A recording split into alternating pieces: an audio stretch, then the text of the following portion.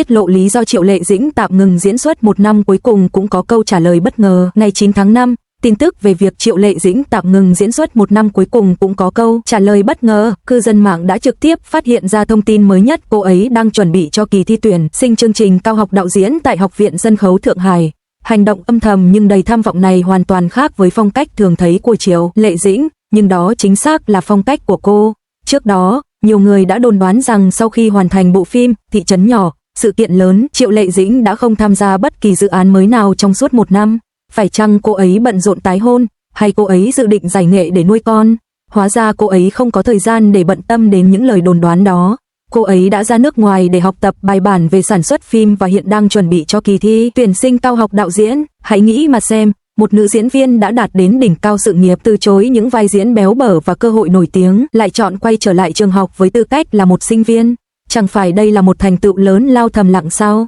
Nhưng nếu bạn xem xét kỹ hành trình của Triệu Lệ Dĩnh trong những năm qua, bạn sẽ thấy rằng mỗi bước đi của cô ấy đều rất vững chắc. Cô ấy chưa bao giờ có một bước đi thiếu thận trọng. Việc chuyển sang làm đạo diễn của cô ấy thực chất đã được ấp ủ từ lâu. Bằng chứng rõ ràng nhất là bộ phim Huyền thoại Phượng Hoàng. Khi bộ phim này bắt đầu quay, Triệu Lệ Dĩnh không chỉ là nữ diễn viên chính mà còn kiêm nhiệm vai trò nhà sản xuất. Vai trò của nhà sản xuất là gì? Đó là vai trò giám sát toàn bộ quá trình sản xuất từ đầu đến cuối.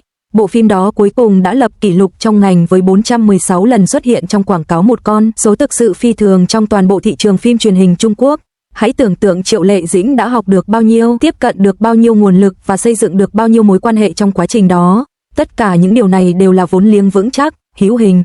Thẳng thắn mà nói, không có gì đáng ngạc nhiên khi cô ấy được cho là đang chuẩn bị cho chương trình cao học đạo diễn tại Học viện Sân khấu Thượng Hải. Cô ấy đã chuẩn bị cho mục tiêu này từ lâu, từ diễn viên sang nhà sản xuất, và từ nhà sản xuất sang đạo diễn. Đó là một con đường thăng tiến nghề nghiệp rất rõ ràng. Tình trạng hiện tại của ngành công nghiệp điện ảnh và truyền hình thì ai cũng thấy rõ. Mùa đông phim truyền hình, không phải là nói quá, các dự án ngày càng khó khởi động, nguồn tài trợ eo hẹp và các diễn viên tầm trung rất khó tìm được vai diễn. Do đó, một hiện tượng đã thực sự xuất hiện trong 2 năm qua, nhiều diễn viên bắt đầu chuyển sang làm đạo diễn. Về cơ bản, đây là một hình thức tự cứu mình, nhưng đối với Triệu Lệ Dĩnh, đó lại là một câu chuyện hoàn toàn khác. Cô ấy không trở thành đạo diễn vì không có cơ hội diễn xuất.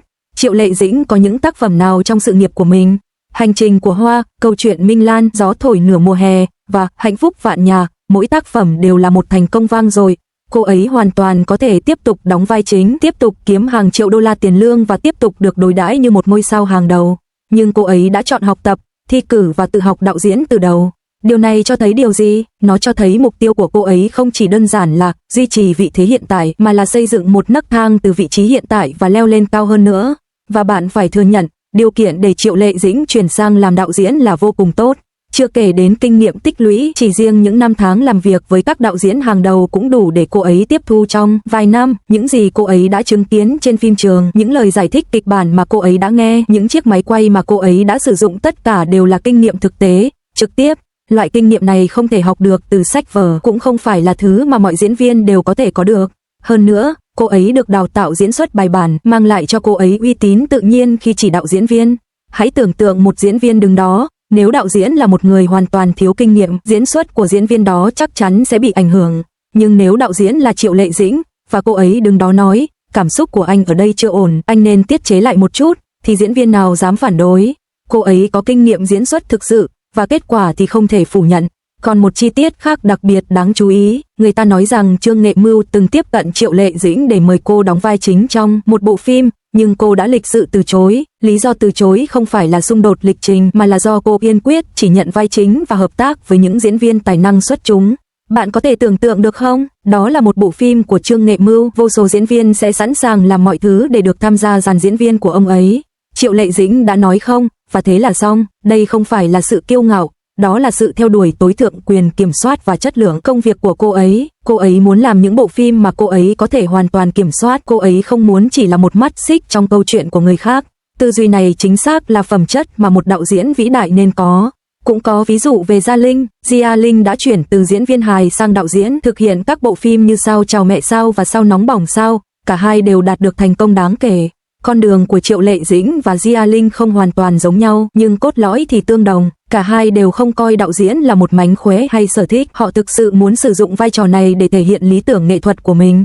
Đặc biệt là Triệu Lệ Dĩnh, Từ Sao gió thổi nửa mùa hè sao đến Sao hạnh phúc vạn nhà sao, cô ấy luôn đào sâu vào các chủ đề hiện thực, sự thấu hiểu của cô ấy về các nhân vật nữ và mối quan tâm của cô ấy đối với số phận của những người yếu thế vượt xa phạm vi của một diễn viên. Cô ấy là người có điều muốn nói và những câu chuyện muốn kể. Hiện đang có tin đồn lan truyền trên mạng về bộ phim đầu tay do cô đạo diễn. Được cho là một bộ phim về sự trao quyền cho phụ nữ, kể về câu chuyện một người phụ nữ xuất thân từ hoàn cảnh khó khăn đấu tranh để vượt qua nghịch cảnh và tìm lại giá trị bản thân. Triệu Lệ Dĩnh rất quen thuộc với chủ đề này, sau nhiều năm nỗ lực vươn lên trong ngành giải trí, từ những vai phụ đến vai chính, từ bị nghi ngờ đến được công nhận, bản thân cô ấy là một câu chuyện điển hình về sự tự cường của phụ nữ. Vì vậy, khán giả hoàn toàn tin tưởng cô ấy sẽ đảm nhiệm vai trò đạo diễn cho bộ phim này. Tất nhiên, tỷ lệ thành công của các diễn viên chuyển sang làm đạo diễn trong ngành là không đồng đều, một số diễn viên rất tài năng, nhưng khi ngồi sau màn hình, họ hoàn toàn bối rối và không biết bắt đầu từ đâu. Liệu Triệu Lệ Dĩnh có thể vượt qua rào cản này hay không vẫn còn là điều chưa chắc chắn. Nhưng có một điều chắc chắn, kể từ khi quyết định chuyển hướng, cô ấy đã dành hơn 1 năm để học hỏi, tích lũy kinh nghiệm và đặt nền móng một cách có hệ thống. Cô ấy không bao giờ ra trận khi chưa chuẩn bị kỹ. Thành công của cô ấy trong ngành giải trí ngày nay không phải do may mắn, mà là do mỗi bước đi của cô ấy đều được đặt nền móng vững chắc. Một điểm đáng chú ý khác là đội ngũ của Triệu Lệ Dĩnh đã giữ bí mật về sự chuyển đổi nghề nghiệp này rất tốt. Hơn 1 năm qua, đã có nhiều đồn đoán, nhưng công ty quản lý của cô ấy chưa bao giờ tiết lộ bất cứ điều gì về việc cô ấy chuẩn bị học cao học. Mãi đến ngày 9 tháng 5, khi một cư dân mạng tiết lộ thông tin, thì sự việc mới được xác nhận. Hãy xem xét điều này, một người nổi tiếng như Triệu Lệ Dĩnh hoàn toàn có thể tạo ra nhiều chủ đề thịnh hành chỉ với hashtag Triệu Lệ Dĩnh chuẩn bị học cao học ngành đạo diễn.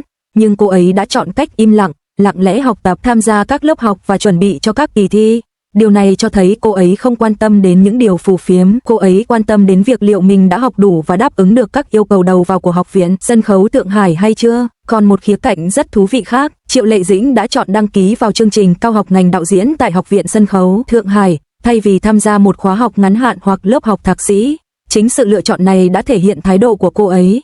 Học cao học đòi hỏi sự nghiêm túc, viết luận văn, nộp bài tập và bảo vệ luận văn, đó không phải là điều có thể làm qua loa. Việc cô ấy sẵn sàng quay lại trường để được đào tạo bài bản cho thấy sự nghiêm túc thực sự của cô ấy đối với nghề đạo diễn và cam kết của cô ấy với sự nghiệp này.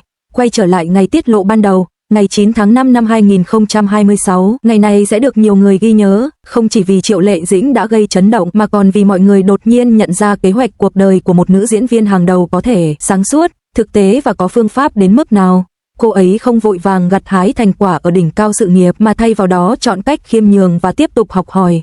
Hình ảnh này tự nó đã vô cùng ấn tượng. Ngành giải trí không bao giờ thiếu người nổi tiếng hay ngôi sao, nhưng lại thiếu những người không ngừng phát triển. Triệu Lệ Dĩnh chính là người đó, từ một cô gái bình thường ở Lang Phang, Hà Bắc, đến một diễn viên đóng vai phụ ở Hendian, rồi trở thành nữ hoàng rating, và giờ là một sinh viên đạo diễn đầy triển vọng. Mỗi bước đi của cô đều thách thức nhận thức của mọi người về cô. Liệu cô ấy có vượt qua kỳ thi tuyển sinh vào chương trình cao học của Học viện Sân khấu Thượng Hải hay không vẫn còn chưa chắc chắn. Liệu tác phẩm đầu tay do cô đạo diễn có thành công hay không cũng chưa chắc chắn. Nhưng có một điều chắc chắn, cô ấy đã bước đi bước quan trọng nhất. Những ai vẫn còn lo lắng về việc cô ấy tái hôn hay giải nghệ thì thực sự nên ngừng lo lắng. Cô ấy đang rất bận rộn với việc học tập, bận rộn chuẩn bị cho các kỳ thi, bận rộn thu thập các mảnh ghép cho một trò chơi lớn hơn nữa.